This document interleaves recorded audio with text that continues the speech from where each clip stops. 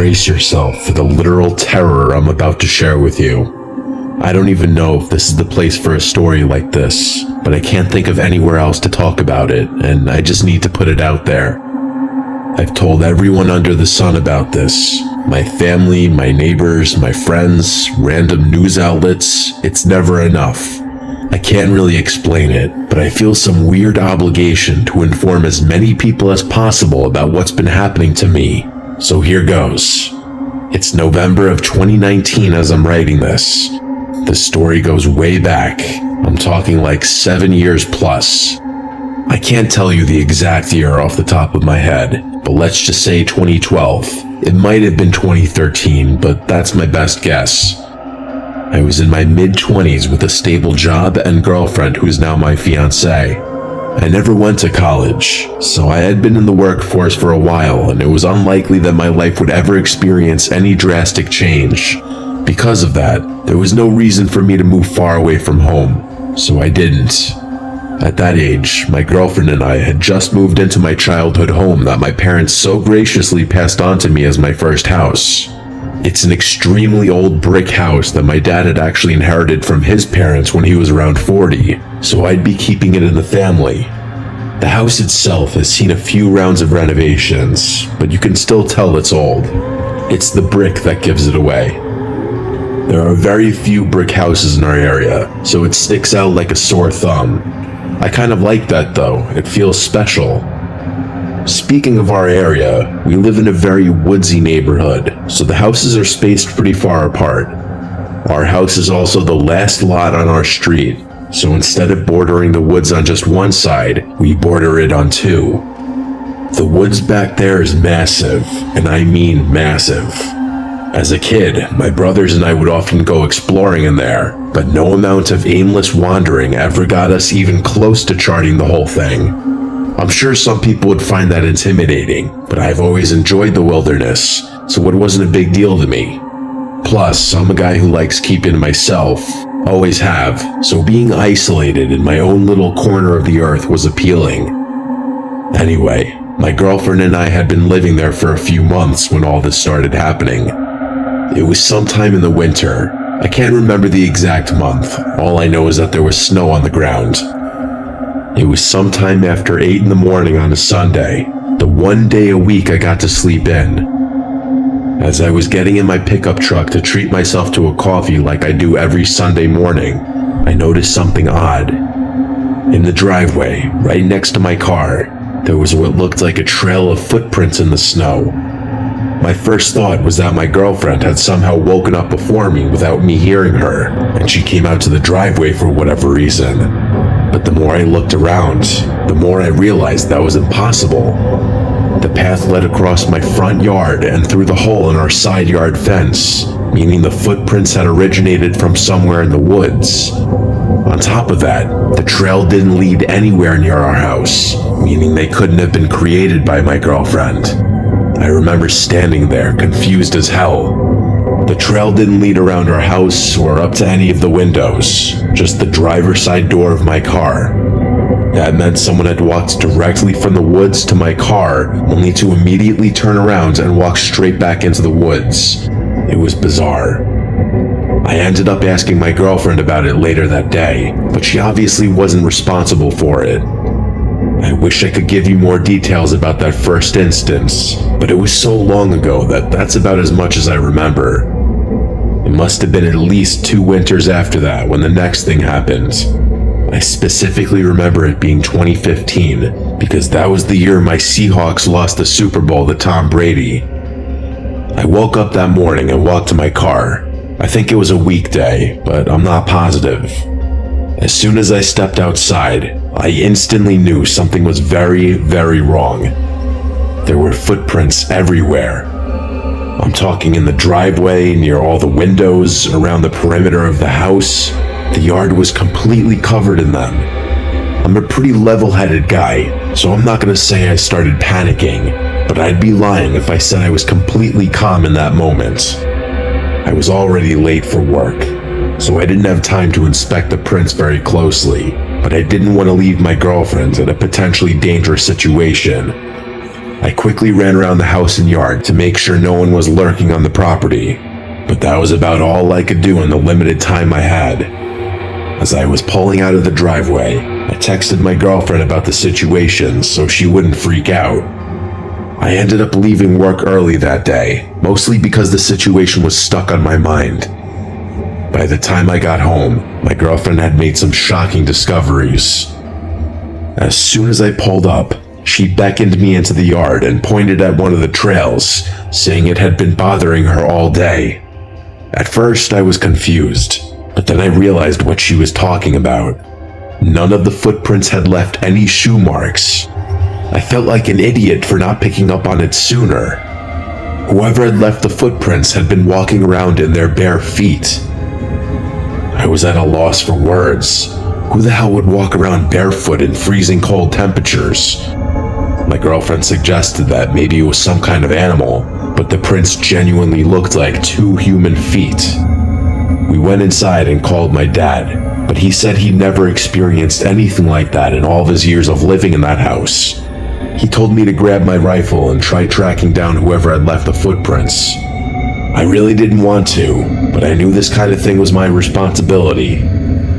My girlfriend wanted to call the police, but I knew that would be a waste of time. We had no evidence that a crime was committed, and I didn't think trespassing would warrant a search. I told her I'd call the police if I found something in the woods, and she agreed. Like I said before, that woods is its own world, so I told myself I'd turn back as soon as the sun started going down. I slung my rifle over my shoulder and headed out. I must have been following the trail for like 30 minutes when I noticed something really strange. Seemingly out of nowhere, the trail split into 2 diverging paths. I didn't know which one to follow. Hell, I didn't even know that was possible. I thought maybe whoever had left the trail had doubled back to confuse me, but then a scarier thought hit me. Was there more than one person out there? I was under the impression that I had been tracking one person this whole time. The possibility of multiple people had never even occurred to me. That was enough to shake me up, though. I wasn't fully comfortable knowing I could be outnumbered out there. I stood there a little while longer before deciding to turn around. It was getting dark anyway. As I was walking back, I couldn't help but think about those footprints. I felt like I would have noticed if 2 people were trying to walk in the same footprints. There's no way the person in the back could have done it without messing up at least once. And then I thought that maybe someone had walked backwards from deeper in the woods to make it look like there had been 2 people there the whole time. And then, obviously, there was the possibility that it was just one person who doubled back on himself. Maybe someone had been carrying another person on his back and just got tired. I really didn't know which explanation was the most disturbing. We did end up calling the police that night, but as I predicted, they told us there wasn't much they could do without definitive evidence of a crime. I told my girlfriend I was going into the woods again the next morning, but it snowed pretty heavily that night, so there were no prints to follow anymore. My girlfriend was obviously terrified, but there was literally nothing we could do. Luckily, that was the last thing that happened that winter. In fact, nothing happened for a few years after that. I would go as far as to say we had forgotten about the whole thing. A lot had happened since then. My girlfriend and I got engaged in that time frame. We were focusing on other things. I wouldn't be writing this if the story ended there, though. What I'm about to tell you happened less than a year ago. It was just after the new year, so January of this year. One random morning, I woke up to footprints all over my property. Just like that, all the memories came flooding back. My fiancée actually broke down in our bedroom, asking me if we'd ever escape this nightmare. I didn't know what to tell her. It was actually worse this time. There were footprints leading to my shed, and a bunch of tools were missing. God knows what else those people had done. I was furious. I called up my friend Theo, explained the situation, and asked him if he'd help me. He's a big wilderness guy, and a much more experienced hunter than I am, which is part of the reason I asked him for help. He agreed and drove over to my place a few hours later. My fiancée was worried sick. but I promised her that Theo and I would be able to handle ourselves. We dressed for the cold and geared up, knowing we might be out there for hours. The reason I wasn't worried about the darkness this time around was because Theo had this really expensive thermal scope for his AR-10, which would allow us to see in low visibility. I never spent that much money on hunting equipment, so I'd still be blind, but it was definitely comforting knowing at least one of us would be able to see. I won't sugarcoat it, I was pretty scared by the time we headed out. At first, Theo and I talked as we walked, but after 45 minutes, we were mostly silent. It's like the seriousness of the situation hit us both at the same time. I remember praying to God that I hadn't dragged Theo into some horrible situation. I'm not sure how long we walked after that, but eventually, the tracks once again split into two sets of footprints. We followed the one on the left for a few minutes, but at one point, the trail just stopped abruptly. We retraced our steps back to the split, and Theo made a comment about whoever left the tracks really didn't want to be followed. I didn't want to think about it, so we just kept following the footprints in silence. I'm not kidding you, there were at least 3 other dead ends that forced us to retrace our steps, wasting valuable daylight. I remember thinking how remarkable it was that someone could walk backwards so perfectly that a trail of footprints didn't look like it had been stepped on multiple times. I'm telling you, it wasn't normal. The one upside, which Theo pointed out to me, was the dead ends likely meant we were tracking just one person. Eventually, it started getting dark. We were really deep in the woods at that point. I didn't recognize my surroundings at all. The trail of footprints didn't diverge for a long time after that. Theo said whoever we were tracking had probably given up trying to make dead ends. Another 5 minutes or so passed, and the footprints started getting noticeably deeper. We were getting closer. At one point, another set of footprints appeared right alongside the original. Theo cursed and whispered that he had been wrong, and that we were probably tracking 2 people. The sun was basically all the way down now, so Theo was checking his scope every so often. The snow gave me some visibility, but I'll be honest, I probably would have turned around had it not been for Theo's scope. We were walking in complete silence. Out of nowhere, I felt Theo's arm reach against my chest, motioning me to stop. I looked at him, and he was looking straight ahead through his scope. I couldn't see what he was looking at, so I just kept looking at him. It looked like he was holding his breath. I had never seen him so still. After a good 20 seconds, he slowly made his way over to the nearest tree and crouched down. I followed suit, not even questioning why. He looked through his scope again, and I could see his hand begin to tremble slightly. Another 20 seconds of complete silence. I was dying of suspense, so I lightly tapped his shoulder. He lowered his rifle and silently handed it to me. I looked through the scope and had to fight back a scream. There were 4 figures huddled in the snow. At first I thought they were bears, but I quickly realized they weren't.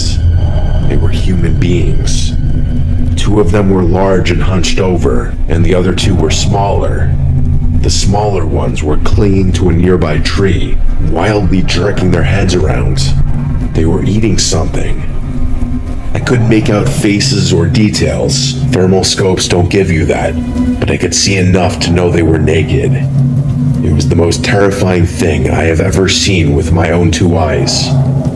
Eventually, the larger ones picked up the smaller ones from off the tree and placed them on their shoulders. They then began walking deeper into the woods.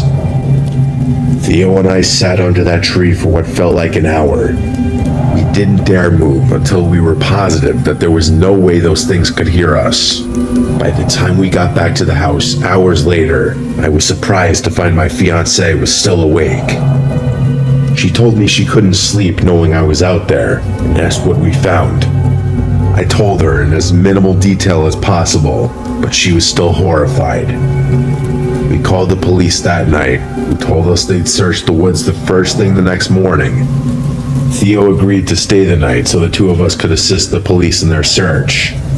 The next morning, the police searched the woods with our help, but called it off after a few hours due to the partly covered up footprints. My fiancé demanded that they keep searching, but they said they couldn't sanction a huge search over some missing tools. I don't blame them, but it didn't feel like closure. Theo and I knew what we saw. Winter is fast approaching, and both my fiancé and I are worried those people are going to come back again. We're seriously considering moving, but haven't been able to get the ball rolling on that. I don't really know what to think. Like I said earlier, I've told everyone I can about what's been happening to us. It's literally been going on for years. None of my neighbors have ever experienced anything like this, which doesn't make sense to me. I don't know why my house is getting targeted or what those people even want. Some of my friends think they're harmless, but other people tell me I'm in grave danger. I think I'm gonna try and seal off my yard from the woods, but I don't know what else to do besides that. Hopefully we can move out soon.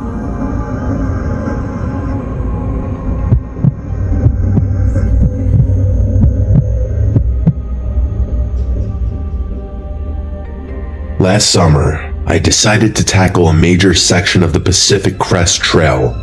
I've always loved hiking, especially solo trips. My plan was simple: park my car at the end of the section, hitch a ride to the trailhead, and hike back over the course of a little more than a week and a half. It sounded straightforward enough at the time. The first few days went smoothly, about how I expected. The trail was everything I'd hoped it would be. Endless stretches of towering trees and winding paths cutting through serene landscapes. I'm in pretty good shape, so I don't have to stop very frequently when I'm hiking. I'm obviously not going to hike in the dark though, so every night I had to pitch a tent to get some shut-eye. I've always preferred to keep a low profile, especially since solo hikers can attract attention. Because of that, I'd venture a little off the trail to set up my camp each night. I figured it was better that way, minimize the chance of a stranger stumbling across my campsite. Up until the third night, everything was perfectly fine. But what I'm about to tell you is the reason why I'm taking an extended break from hiking or any kind of wilderness exploration for that matter. I woke up in the middle of the night with this odd sense that something was wrong. It was the kind of gut feeling you can't explain, but you know better than to ignore. I looked around my tent. Everything seemed normal inside, so I decided to have a look around the campsite. I drew my rifle, grabbed a flashlight, and unzipped the tent. There was no one out there, no one that I could see at least. I returned to my tent and started checking my pack. That's when I realized my wallet was gone. At first, I thought I just misplaced it, maybe left it outside the tent or buried it somewhere in my gear. But after tearing through everything, it was clear someone had taken it. My personal information, cash, credit cards, all of it. How is that even possible though? Had someone broken into my tent just to steal that one thing and leave? It was unlikely, but randomly misplacing it was very uncharacteristic of me. I came to terms with the unfortunate conclusion that I had probably lost it myself. Things only got worse from there though. Over the course of the next few days, I started to notice more things missing. Small items, seemingly random things. One of my lighters, my Swiss Army knife, a few energy bars. I knew I wasn't just misplacing everything. Someone was stealing my belongings. Part of me didn't want to believe it, but by the fourth day, it was undeniable. I was being stalked. There wasn't any cell coverage on that part of the trail, so it wasn't like I could alert someone about my situation. I remember contemplating turning back, but I'd only be saving myself a couple of days at best. There was no way I'd be able to hike either direction without sleeping, but I didn't feel comfortable pitching a tent in those woods with someone literally stalking me. It was a lose-lose situation. I remained calm and told myself there was a reason I had brought my rifle out there. And then it dawned on me, why hadn't that person stolen my gun? It's almost as if they were deliberately messing with me. That night, I tied my tent shut from the inside, hoping that would keep them out should they return.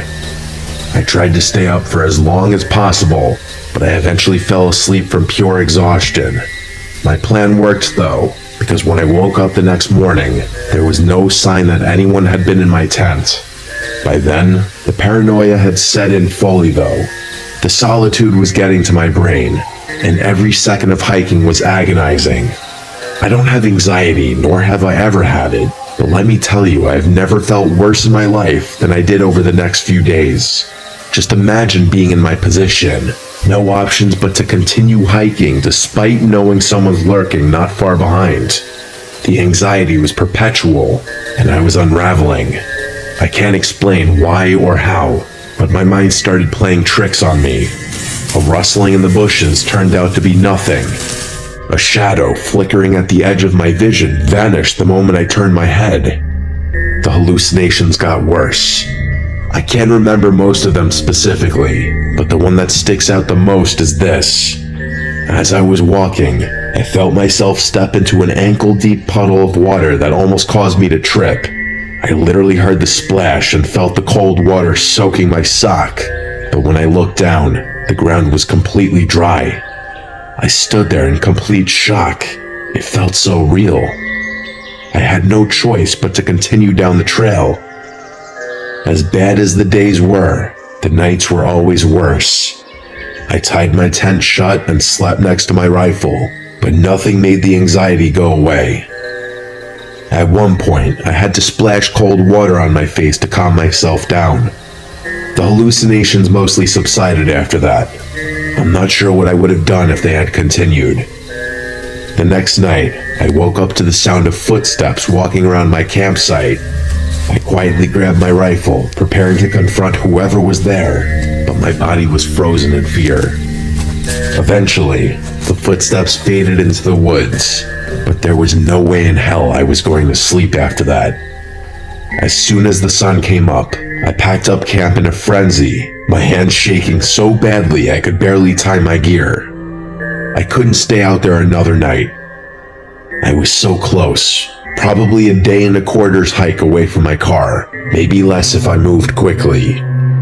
I decided that I wouldn't be stopping to sleep that night, that I'd push through the night to get off the godforsaken trail as quickly as possible. I hiked for hours, as quickly as my body would let me go. When the sun started to set, I gritted my teeth and continued instead of pulling off to pitch my tent. By the time it was pitch black out, I was so close. Probably 2 hours away at most. I kept walking, flashlight in one hand, rifle in the other. I started second-guessing my decision. I had never hiked in the darkness before, and I was not prepared for how difficult it was. That in and of itself was scary enough. I kept going, trying to keep my breathing steady. About an hour passed. I was getting closer.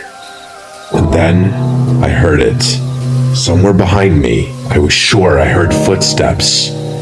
I spun around and flashed my light, and to my horror, I saw something slink behind a tree. The adrenaline took over, and I aimed my rifle at the tree. I demanded that they come out in a loud voice. The figure stepped forward. It was definitely a human, but when I tell you it was the most barbaric-looking thing I'd ever seen, I'm not exaggerating. Words cannot describe what I was looking at. He was wearing nothing but a pair of my shorts, which I hadn't even realized were missing.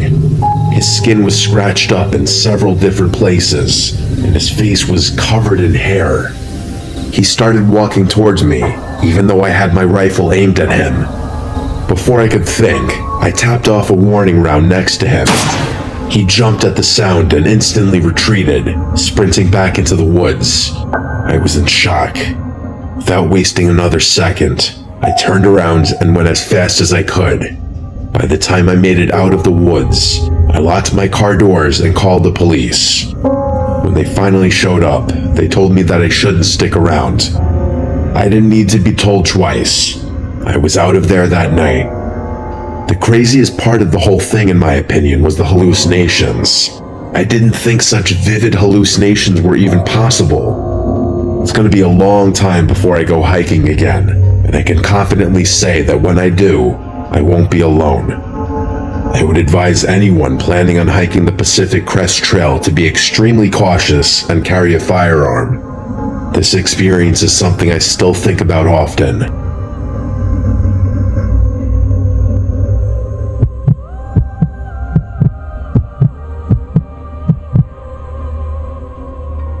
I apologize in advance if I mess up any details about the story I'm about to tell. This is something that my best friend told me multiple times several years ago now. It's one of those stories so unsettling you can't shake it even after hearing it more than once. My friend's dad was a logger, specifically a tree saw operator. For those who don't know, a tree saw is a massive machine capable of cutting down giant trees and slicing them to specific lengths. His job meant long, grueling hours, often alone in the deep, secluded forests of the Pacific Northwest. The way his logging crew worked, he was paid based on the number of trees he cut down rather than the hours he worked, so he would often push himself to work 16 to 20-hour days to finish jobs as quickly as possible. After he and his co-worker finished their part, the rest of the crew would come in to clear the felled trees and transport them to the mill. While he spent about half of his time working alone, the other half was spent with his friend Griffin, another tree saw operator. They used radios to communicate, especially when they worked on opposite ends of the same job site. A number of years ago, my friend's dad and Griffin were assigned to a remote job site high up on a mountain. It took the company over 3 weeks just to clear a road wide enough for their trucks and equipment to make it to the site. By the time they began work, they were positioned in an extremely desolate part of the mountain. They were already 10 days in, making good progress, when they started hearing strange chatter over their radios. At first, the voices were muffled, just faint, static-laden murmurs that didn't make sense. They tried switching channels, but no matter what they did, the chatter followed them. Anyone who's used a standard radio knows how strange that is. It should be impossible for anyone to follow you when you're switching channels. As they progressed farther up the mountain, the voices became more distinct. They couldn't hear full conversations, but based on what they could hear, they both agreed that the tone of the conversation fragments felt off. My friend's dad said it sounded almost casual at times, but the content was unintelligible. They also started finding strange signs that people had been there before them. Random containers, footprints in the dirt, and small makeshift campsites. Like I said before, they were in a place so remote it was practically inaccessible, so these discoveries were deeply unsettling. No one should have been up there. One day, Griffin came across a tent hidden just off a trail and called my friend's dad over. They decided to investigate. Inside, they found a single sleeping bag and a duffel bag filled with the most disturbing things imaginable.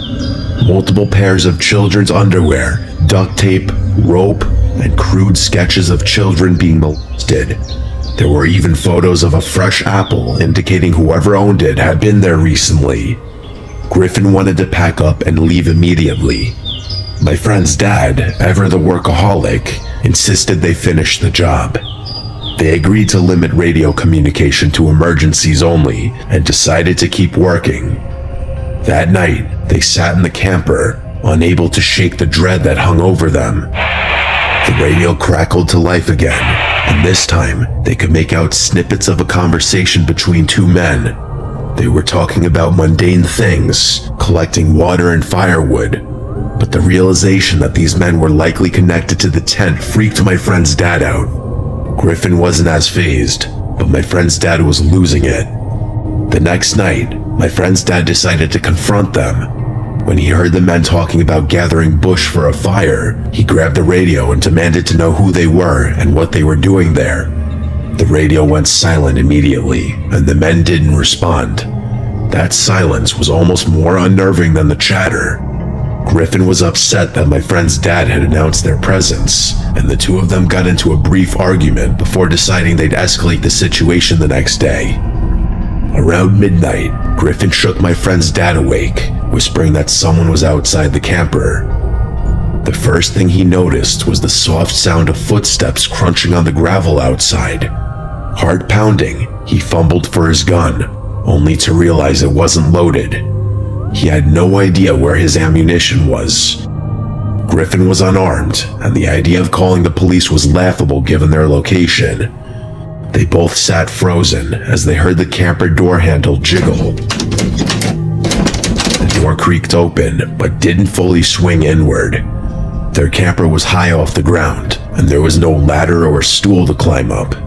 Then came the scratching. Long, deliberate scratches along the outside of the door. 4 agonizing minutes passed. Finally, my friend's dad nodded at Griffin, signaling he was going to check it out. He moved quietly toward the door, gripping a flashlight in his shaking hand. Just as he reached the door, it burst open, and he was struck across the face with a knife. His pain was blinding. He fell out of the camper, hitting the ground hard. Before he could recover, a man was on top of him, pressing the knife against his neck. Another man appeared, kicking him repeatedly in the head. Griffin, without hesitation, leapt out of the camper and tackled the man with the knife. The second man bolted into the darkness, and the one Griffin had tackled scrambled to his feet and followed. They disappeared into the forest. Griffin helped my dad's friend back into the truck, and they drove 2 hours to the nearest hospital. It was bad. His face was a bloody mess, and there was a cut across his eye so severe it permanently damaged his vision. They reported the attack to the police, but nothing came of it. 2 weeks later, as the rest of the logging crew finished the job, one of their co-workers was found bound, gagged, raped, and murdered in a ditch. No arrests were ever made. To this day, my friend's dad struggles with PTSD. His right eye, with its disfigured pupil, constantly reminds him of that night. I'm sure he hasn't had a full night of restful sleep since. I've been terrified of deep woods for a long time now, mostly because of my friend's dad's experience. I haven't heard from my friend or his dad in years now, so I can only hope he's doing all right.